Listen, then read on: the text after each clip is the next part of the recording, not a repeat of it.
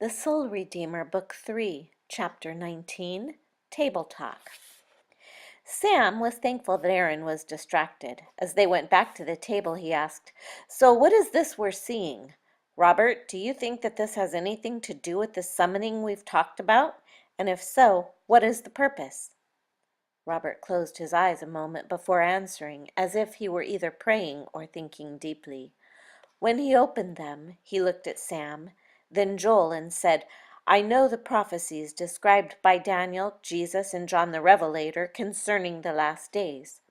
I believe that what we are experiencing is still the beginning of the birth pangs or sorrow, as Matthew 24 says.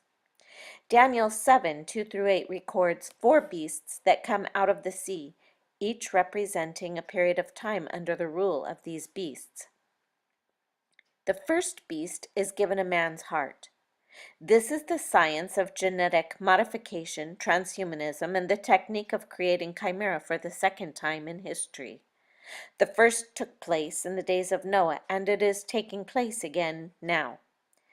Abigail waved her arms. Wait, what are chimera?" Robert answered, "Chimera are hybrid creatures composed of DNA from more than one species. The purpose in the modification of the human genome is the same as Nazi Germany's, but even long before that, to create a perfect supra-human species whose powers were much greater than those of a normal human. This is what constitutes the creation of super soldiers on a cellular level, but in the process, Satan's goal is to corrupt and change human DNA to the extent that the human race as we know it will become extinct." Abby nodded in understanding. Robert continued, "As man's pride and lust for power increases through scientific, spiritual, and technological advancement, great deception, wars, famine, fires, plagues, and earthquakes, which have already been manifesting globally, will increase. But these are only the beginning. These disasters are the first wave of destruction and are thought to be natural, but many are contrived. When people do not repent and turn to God to be their hope and salvation, the evil nature of iniquity will grow and spread destruction. Revelation 8:4 says, "Another horse, fiery red, went out, and it was granted to the one who sat on it to take peace from the earth, and that people should kill one another, and there was given to him a great sword." This flow of evil will grow to become a time of great persecution as hatred for Christ and his people spark mass killings. This is not the tribulation, but it is meant to appear that way. Mass destruction and chaos will occur globally as mind control programming in the general population is triggered and as programmed altars are activated to kill. This has been taking place on a small scale for many years, but the rate and volume of attacks are increasing exponentially. The 7 attacks today represent the completion of testing and the commencement of a new round of violence that will be unleashed upon the earth targeting Christians and Jews. However, no one will be exempt from destruction. There will be no display or favor of mercy. Risa explained, "Governments have been using technology that influences people's thoughts and affects their physical bodies for years. Because the love for Christ in many Christians has grown cold while their love for sin has increased, they have ignorantly been subjected to mind control and believe the lies, which will cause many to fall away from Him in response to a lack of discerning the truth. When the suffering becomes unbearable, and they are not prepared for it, doubt and fear will drive them from Christ, for He did not meet their expectations. This will strengthen the power of evil, as death is given dominion along with demonic beasts that are released from the pit of hell to torment and feast upon humans. This is the second wave of attacks, and it is described in Revelation 8:8. So I looked, and behold, a pale horse, and the name of him who sat on it was Death, and Hades followed with him, and power was given to them over a fourth of the earth, to kill with sword, with hunger, with death, and by the beasts of the earth."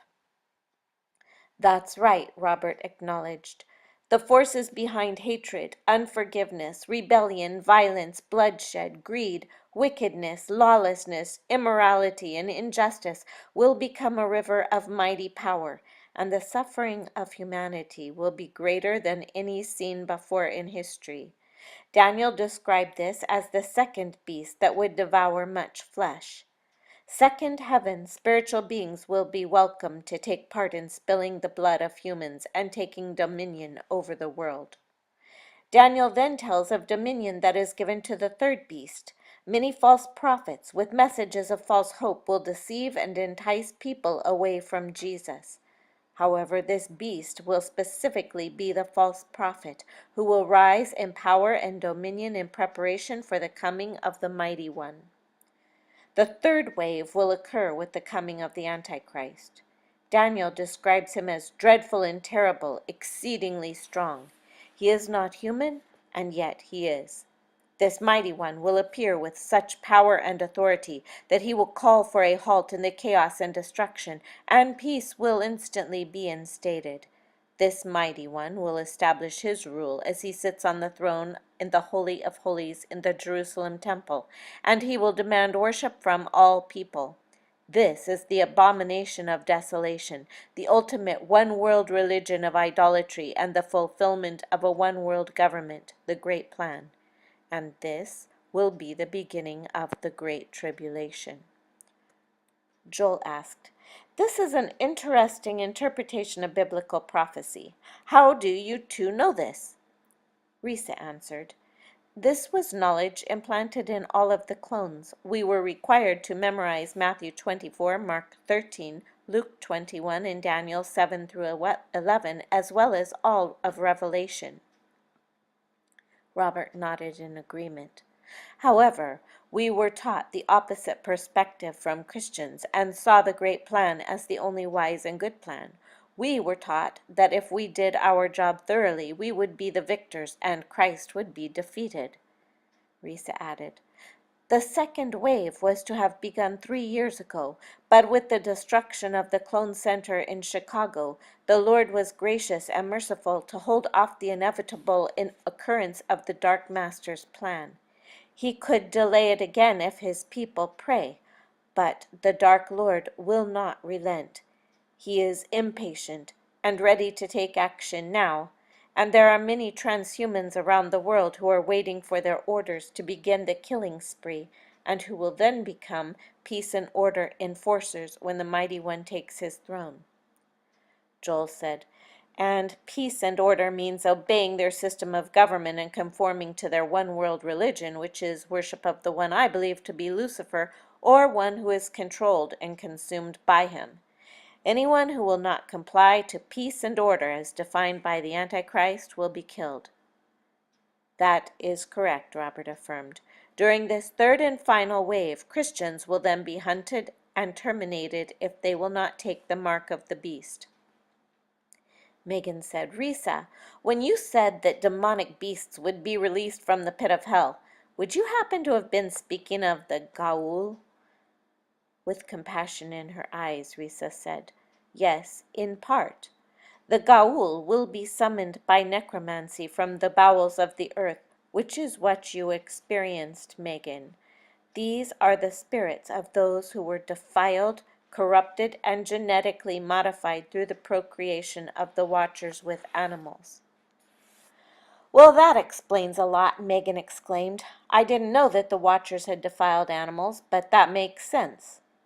Risa continued, "After the flood, these spirits were banned to hell, but soon the Gaul will be summoned by a host of necromancers, and they will all be released from the pit upon humanity for a period of time.